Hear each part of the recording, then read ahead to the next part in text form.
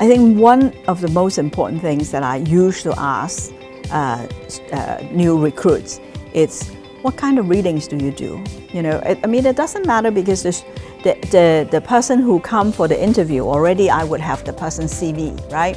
I would know which school he or she went to, how he or she does in school, and or past working experience. But what a CV does not show is how does that person occupy himself or herself outside of work. So reading is important. What do you read over the weekend? What newspaper? And nowadays people say, oh, we don't read newspapers anymore. But in the earlier days, I often ask the recruits, the interviewee, what newspaper do you read? What periodicals do you read? What weekly do you read? I think it tells a lot. People who are interested in financial services, you will find that if their weekend reading material are Economist or the Time magazine or Newsweek, that means that person has an interest in world affairs. That means he has she has a curiosity of learning what's happening in the world. Whereas, if you say, oh, the periodical are the tabloids, then, I would question how serious that person is, or rather, he or she might be quite narrow-minded in that way. It's tough. I mean, every generation gets more able, cleverer, better at exam grades, and getting jobs at that initial stage gets tougher and tougher every year. And frankly, I probably wouldn't get a job here if I was applying for one now. I think a lot of young graduates coming into the industry now expect to be given fantastic quality work from the start. And they don't necessarily appreciate that it takes time to develop skills and understanding as to how a business works before you're able to have access to interesting, high quality work. You have to realize how, the more mundane tasks are completed. And so, you need to do some part-time work before you apply for jobs or for careers here. And it doesn't necessarily need to be in finance. I encourage everybody to do any sort of job in the summer holidays in their university degrees, even if it's working on a campsite or working in a bar. At least it's someone who is in a working environment that requires you to interact with people. You have customer service. I think all those characteristics are important skills that can be transferred when you come into a more, professional environment like investment management. When I interview, I like to see students or young lawyers who are curious, who are very interested and engaged in, what they're doing. I want to see lawyers who are not content with simply doing the cookie-cutting, plain vanilla deal, but they want to push themselves outside of their comfort zone. I think the most important thing is really to let your personality come through during an interview. I interview a lot. I think during recruiting season, when we do on-campus recruiting, sometimes I would see as many as 10, 15 students in one session.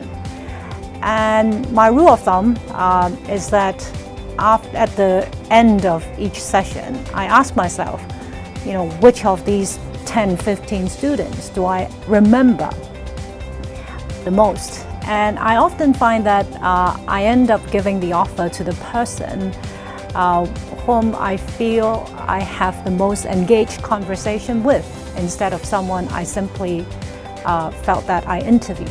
So I think, letting your personality come through is extremely crucial. 看这个光大这个控股的这个聘用的员工，其实你会发现的话是比较有意思的。其实这个香港的这个学生的特点啊，专业，这个职业道德素质高，这个那么敬业精神强，这样的一些特点。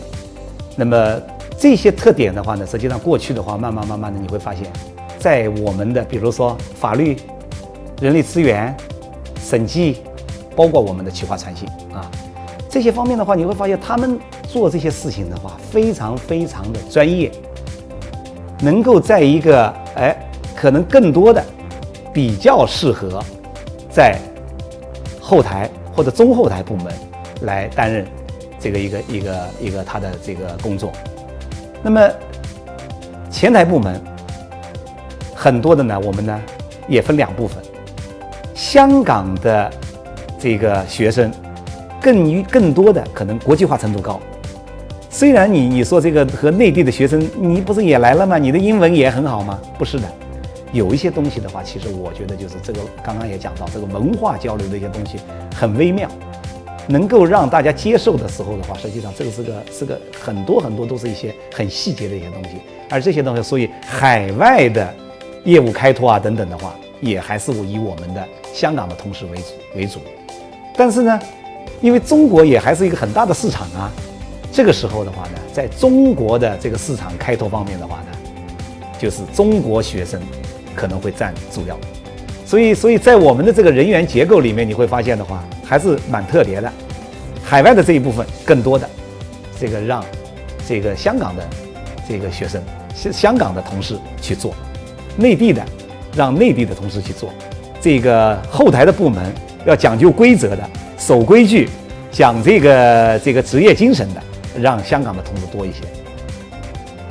其實我唔係特別認為大學讀咩科目係重要嘅，有好多人以為我大學一定要讀 accounting、讀 economics、讀 finance 先至適合做呢一個行業。其實我覺得咁樣係完全係 groundless 嘅，因為喺我哋公司啦，我哋PwC 咧，我哋會俾到非常之好嘅培訓，由第一年開始直至到你做到 partner 之後，再繼續有呢個培訓，不斷咧係令到你係掌握到有關嘅專業嘅技能嘅，因為我哋希望我哋嘅同事係有咁樣嘅潛質，係能夠不單止掌握到呢個專業嘅技術，有呢個商業上面呢一個嘅我哋叫做專注啦嚇。另外咧，亦都係一個全球性一個咁嘅思維，最後咧係能夠有呢個能力咧去 build up 一個 relationship， 同埋咧係有一個全面嘅領導力嘅。When I was in my 20s, I changed my own signature from my name, which is Jia Chenghai, to Learn, Learn. That's how I signed my name, to remind myself every time I sign my name to never stop learning. I want to tell you one essential truth about the behavior of the stock market. Stock markets are about the hopes and the fears of our society. Stock prices go up or down in response to people's hopes and fears. So if you are working in the stock market, in my view, there's no other job more fascinating because you not only have to understand finance and how markets work, you have to have a good understanding of psychology, politics, social affairs, and even learn how to put things in a historical and cultural context. Because you have to understand the whole range of factors that make people very hopeful or very fearful about the future. Then you can make good decisions about whether very likely the market is going up or going down. So I can not really think of any job, intellectually speaking, more fascinating than this. 大部分市民已經對佢嘅認受性啊，佢嘅嗰個接受性咧，亦都係提高咗好多。咁所以咧，今天市民考慮嘅咧就唔係話我買唔買保險，參唔參與去一個叫做理財嘅計劃，而係調翻轉，究竟我同邊一間公司或者邊一個嘅從業員咧去參與呢個保險理財嘅計劃啦。咁所以保險理財嘅策劃師，佢自己本身自己嘅所謂嘅專業嘅知識啊、服務嘅水平啊，同埋嗰個態度啦，係非常之重要，重要過一切。